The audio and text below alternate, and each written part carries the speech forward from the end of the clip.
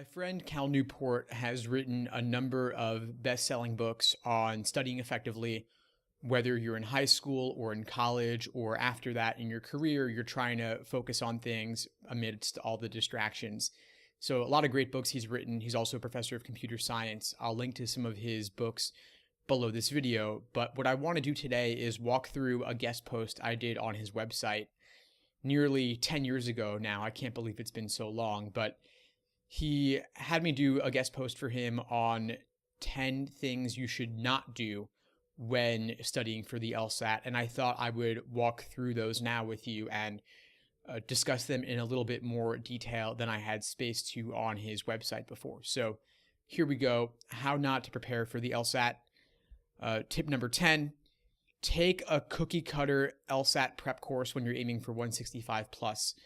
The reason I wanted to talk about that is that a lot of people take courses from major prep companies like Kaplan and Princeton Review, and some of those companies don't even require the teachers to have scored a 170 plus or 99th percentile score on an official administered LSAT. They're having these teachers take practice exams in some office somewhere, not under strict timed conditions necessarily, not under the real test day experience with the stress of knowing that your law school career rests on how you do on the LSAT. So these instructors, maybe they can get you into the 160s or into the high 150s, but if you're looking for 170 plus or 165 plus, you're much better off going with a test prep offering of a more boutique nature from a company that specializes exclusively in the LSAT if possible. So steer clear of the big guys, focus more on specialized niche options. Tip number 9, using any old LSAT prep book you find on a bookstore shelf.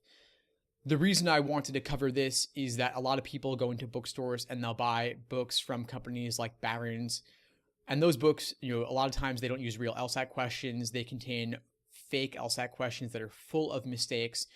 Those books are not updated nearly often enough. They'll just, every year they'll publish a new edition or every 2 years maybe, but very little, if anything, changes. And if you go on the Amazon listings for those books, you'll see that people are leaving 1-star reviews. They're pointing out the flaws. They're pointing out the errors. And not only is it a waste of money when you buy one of those books, but it's a waste of your time.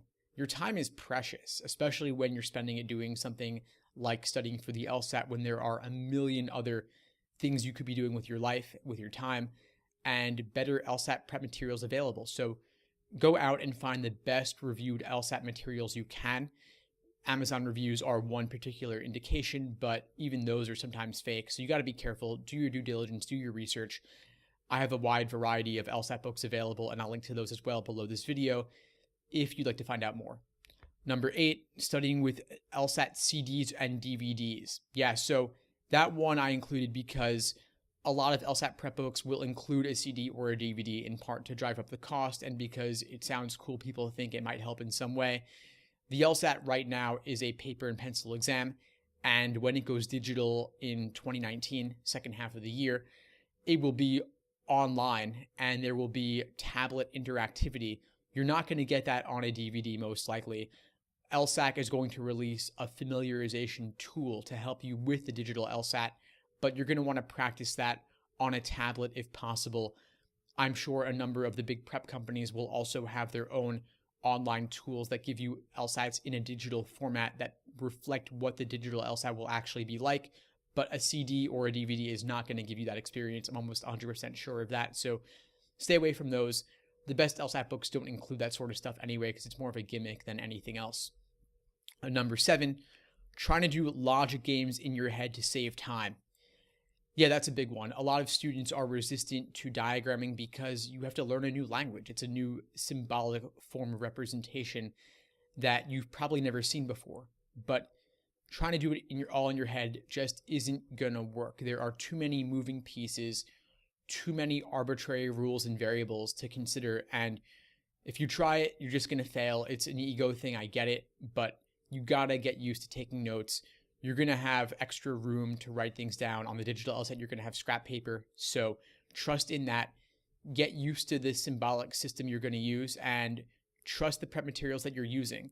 They're tried and true and better than whatever made up system you're going to cobble together. So stick with that. There are many logic games strategies out there. I have many on my side, of course, but those aren't the only ones. But definitely check out a couple systems and see what works best for you before scrapping that idea altogether.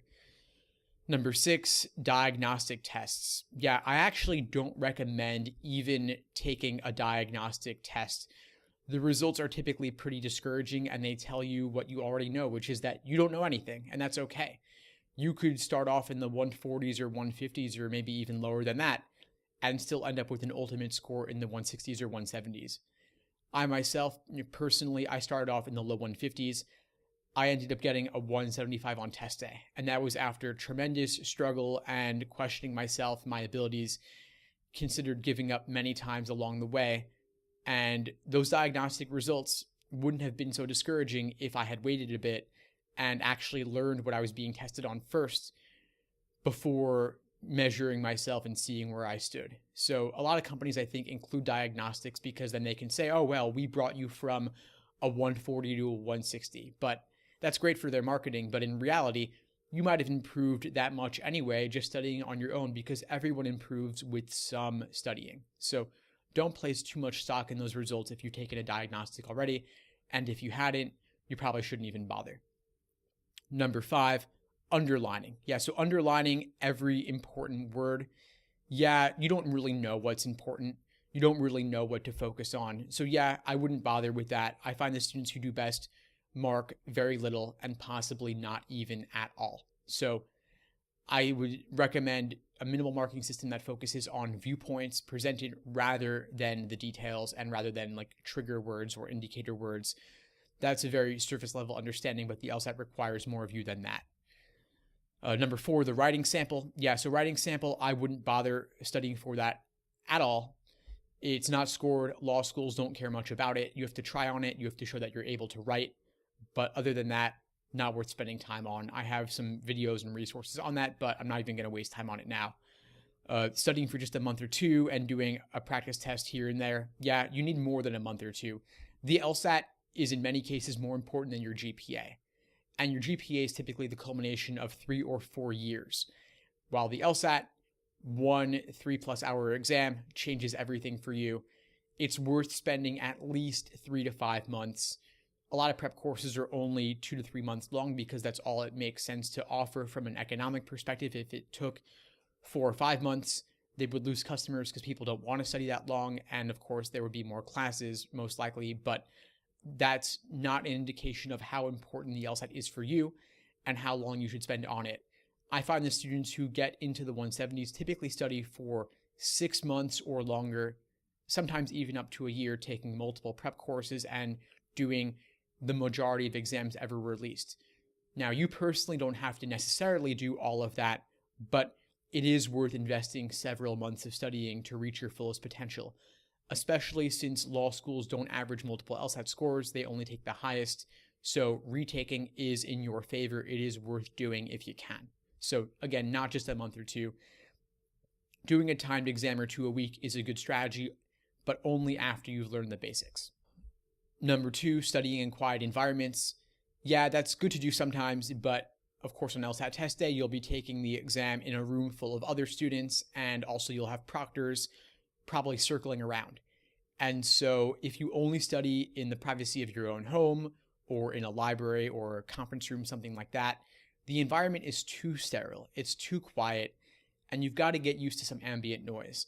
There are some different apps and videos out there to help you proctor with distractions to simulate that, but there's nothing like the real thing actually being out there in the test day-like environment. So do some exams in a room with ambient noise, maybe a coffee shop or maybe a common room in your dorm or a common room in a library where a lot of other people are walking around, maybe even talking a bit, just to give you a sense of what distractions you might actually face on test day. Finally, number 1, doing as many exams as possible. Yeah, you want to do a lot of exams and you want to do them timed, but you don't want to just keep taking exam after exam and measuring your results, being happy or sad about them, and then moving on. The real work comes from detailed review, excruciatingly detailed review. analyzing your thought processes, what was right, what was wrong, what was tempting about the wrong answer that made you pick it, but what ultimately made it wrong, what was discouraging about the right answer that pushed you away from it, but what ultimately makes it correct in the end.